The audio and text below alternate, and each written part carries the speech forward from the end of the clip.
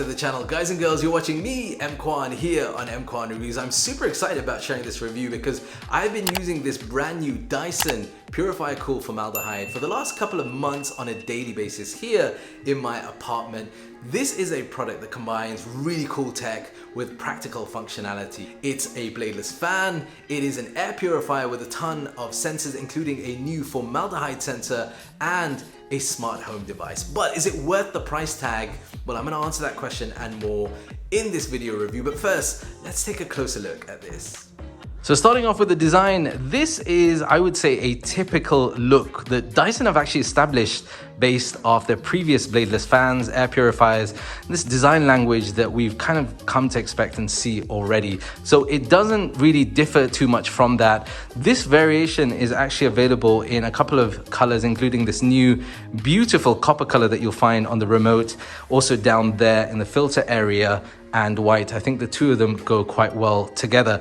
Now, just to give you context, this is the room that this is placed in most of the time, which is my study, office, recording space area, and it does perfectly fine over here. We do move this around the apartment, and it's not too heavy, 4.86 kg, so under 5 kg. You can actually lift that up with one hand.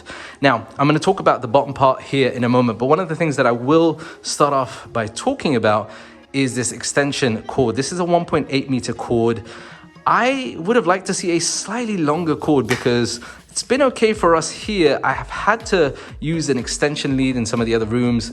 This is also available in two variations, this longer form over here, and there's actually one that's shorter. The shorter one will allow you to tilt it up and down in various angles as well. But again, just to give you context of the room, I feel like the longer one here was perfect size for this room. Now, this bottom part over here is where you'll find the HEPA H13 filter, and according to Dyson, it captures 99.95% of particles as small as 0.1 microns. It's got a layer of activated carbon, which also removes odors and gases, including volatile organic compounds, or VOCs for short.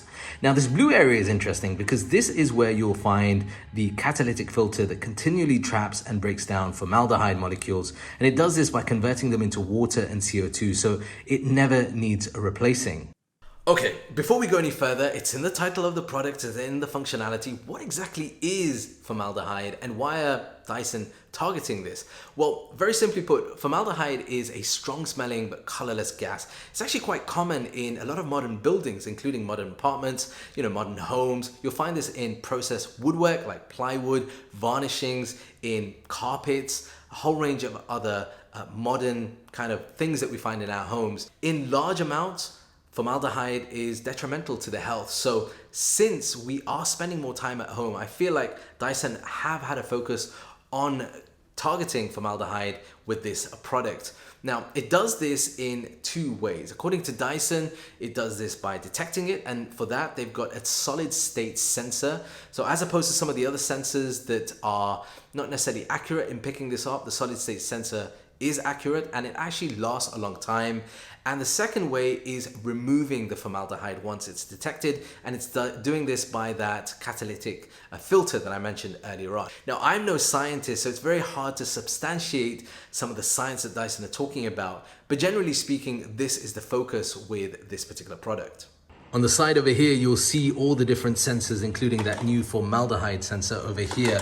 Now, let me talk to you about the functionality. So at the top over here is the remote. I love this remote because it is very, very functional. And the best part is you don't need to worry about losing it because it's attached via magnets at the top. Now, over here on this particular model, you will have this color display. It's a nice color display, and it will give you information. So at the moment, it's showing you the air quality, and as I pan around, it will give you other information as well. Most of it is controlled through this remote.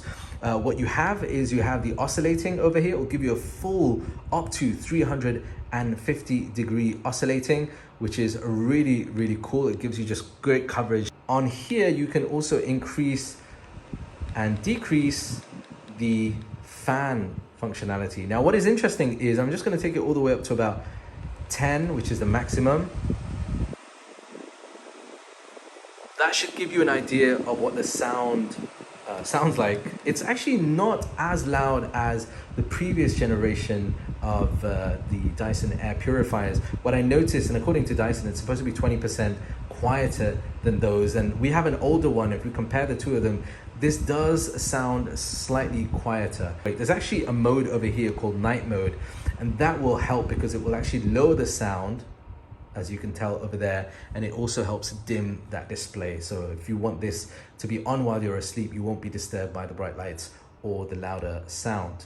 As a parent, I'm a big fan of this design for obvious reasons, because it's a better option than a traditional fan. Because, you know, if you've got kids like mine who like to put their hands literally everywhere, then you don't have to worry about the safety element, which is what this air multiplier technology provides. Okay, so how good are those sensors at picking stuff up? Well, this is going to be a cool, unscientific example of testing that out. Now, I first figured this out when we had this in the main room, which was next to the kitchen. We were burning some stuff, and it started to show on the little screen graph. So I've got this not so pleasant perfume. I'm going to spray this from the other side of the room, and let's see if it picks it up. Okay, right now the air quality is green. I'm on the other side of the room and about to spray this. And within a couple of seconds, you can see that graph start to rise. It's picked up that there's something stinky in the room. There goes that graph. It's weird, I didn't really spray that much, but it's obviously detected something. And this is when obviously the filter will start kicking in, and it will work at improving the air quality. Now, at the beginning of the video, I mentioned that this was also considered a smart home device, and that's because you've got a Dyson Link app. You can download this for free, and it gives you good information not only on the air quality, like for example right now in Abu Dhabi, apparently we don't have the best air quality, but it will also give you information with the Dyson product on what is going on indoors as well. Now, if for whatever reason you don't have access to that control, you can also control it via the app as well, which is really, really handy. And also, any of you that are chart junkies, you'll be able to get more information through various charts that it's recording on. All right, so we come to the all-important, is it worth it? The value question. So this particular model is going to set you back, officially from Dyson in this region, around about 2,699 dirhams, which equates to about 740, 750 US dollars. That there is quite a bit of change for a product like this. What I will say though, is that we have two of these. We have this particular model in our sleeping room, and then we have an older version, but something that's very similar from Dyson in the kids' bedroom. Both myself and the kids would traditionally wake up with the AC, the normal AC that we would use, with blocked nose, sore throat, that kind of bunged up feeling in the morning. And since we've turned off the AC at night and used this for the last couple of months, those situations, those conditions aren't there in the morning. So not necessarily scientific, but anecdotally in terms of experiences from myself, from my kids, this thing seems to do something better than traditional AC. What I will say here is that the formaldehyde version, unless you're specifically looking for that, might not have the same benefits. It might not be worth spending that extra for the formaldehyde version. If you were looking for savings, would consider and recommend getting an older model of the Dyson Purifier cooler if formaldehyde element isn't important to you. You'd save money and you'll still get a very, very good product. What about third-party manufacturers that are non-Dyson that are producing products very similar to this? I would say I've tested a few of those out. They haven't been great. Their build quality isn't great, or the support hasn't been good.